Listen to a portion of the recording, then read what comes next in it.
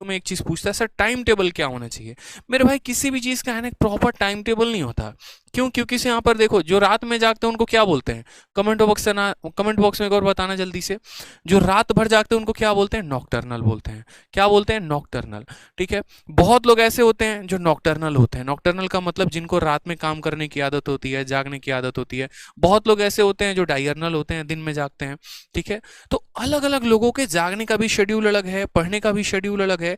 तो हम इसमें ऐसा कर ही नहीं सकते मेरे भाई कि ऐसा शेड्यूल बना ले जो सब फॉलो करें। लेकिन हाँ, इसमें हम अपने समय को, जो हम अपना समय है उसको हम डिवाइड कर सकते हैं कि मुझे मैथ को कितना टाइम देना है, मुझे इंग्लिश को कितना टाइम देना है, मुझे रीजनिंग को कितना टाइम देना है। जैसे मान लीजिए कि आप जब सुबह उठते हैं तो आपको पता है कि आपको डेली वोकैबुलरी को है ना 1 घंटे देना ही देना है, चाहे आप कुछ भी कर लीजिए। और ये 1 आवर कभी भी है ना मॉर्निंग में देना है। जितनी भी याद करने वाली चीजें होंगी उनको सुबह में रखा करो, और जितनी भी प्रैक्टिस करने वाली चीजें होंगी उनको रात में रखा करो।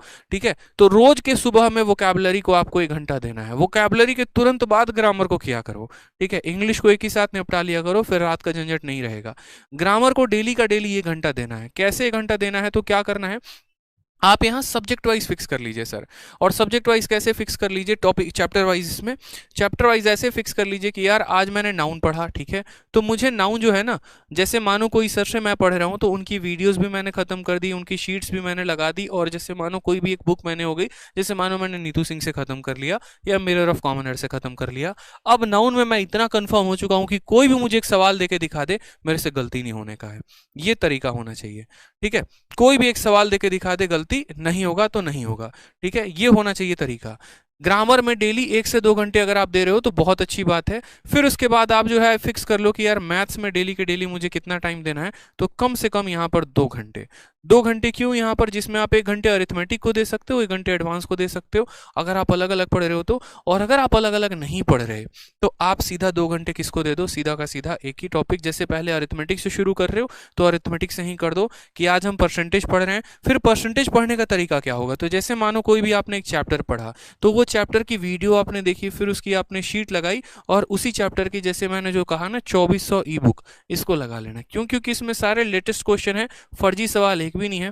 फर्जी एक भी नहीं है तो समय आपका कहीं भी जाया नहीं करेंगे। इस तरीके से करके चैप्टर खत्म करना है। परसेंटेज पढ़ने के बाद परसेंटेज को पूरा ई बुक से लगा लेना है। प्रॉफिट लॉस पढ़ने के बाद प्रॉफिट लॉस लगा लेना है। कंपाउंड इंटरेस्ट पढ़ने के बाद ऐसे लगा लेना, और ऐसे करते करते पूरा का पूरा जो अपना सिलेबस है वो कंप्लीट कर लेना है मेरे भाई। ठीक है। सेम तरीके से यहां पर देखोगे तो रीजनिंग को कम से कम डेली के डेली यहां पर जब तक आपका सिलेबस ना कंप्लीट हो जाए। हालांकि रीजनिंग का सिलेबस बहुत जल्दी कंप्लीट हो जाता है, तो जब तक सिलेबस कंप्लीट नहीं होता है तब तक आपको डेली 1 घंटा देना है। यहां पर इस बात का ध्यान रखिए, 1 से 2 घंटा आपको देना ही देना है। ठीक है। और वहां पर आपको सारे टॉपिक वाइज यहाँ पर अपने टॉपिक को कंप्लीट करना है। जैसे आज आप टारगेट कर लो कि अगले 3 दिन के अंदर मुझे कोडिंग डिकोडिंग खत्म कर लेना है, या सिलोगिज्म खत्म कर लेना है। जहां से भी आप पढ़ते हैं, जो भी क्लास आप अटेंड करते हैं, चाहे आपने विक्रमजीत सर का बैच ले रखा है या आप उनसे यूट्यूब पर पढ़ते हैं, तो आप उनसे पढ़ के उसके बाद उनकी शीट्स लगाइए और उनकी बुक लगाइए। आप ऐसे प्रैक्टिस कर सकते हैं। इसके अलावा कोई और सोर्सेज भी है आप तो उसको आप टॉपिक वाइज और चैप्टर वाइज कंप्लीट किया करो, ये ज्यादा फायदा होगा आपको।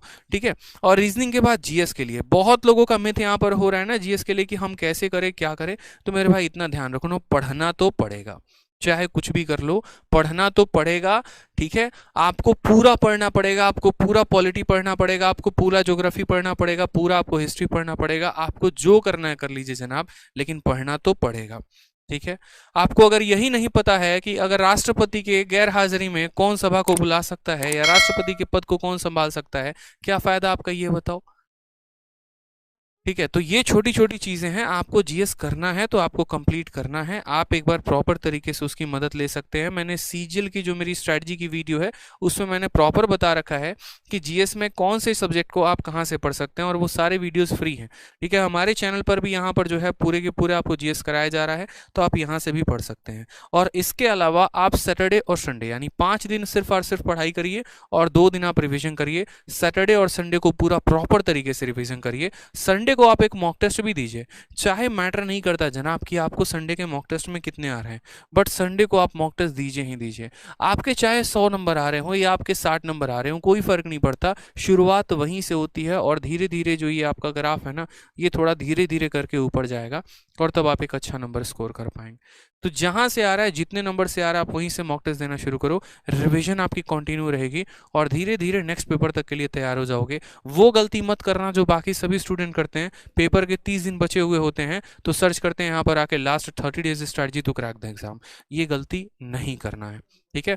और मॉक टेस्ट में क्या करना है, तो कोई कंपनी का मॉक टेस्ट नहीं लगाना, प्रीवियस ईयर के लगाने हैं। जैसे पहले 2019 के प्री खत्म कर दिए, फिर 2020 के प्री खत्म कर दिए, फिर 2021 के प्री खत्म कर दिए। तो इस तरीके से आप यहाँ पर मॉक टेस्ट पे काम करेंगे जनाब, ठीक है।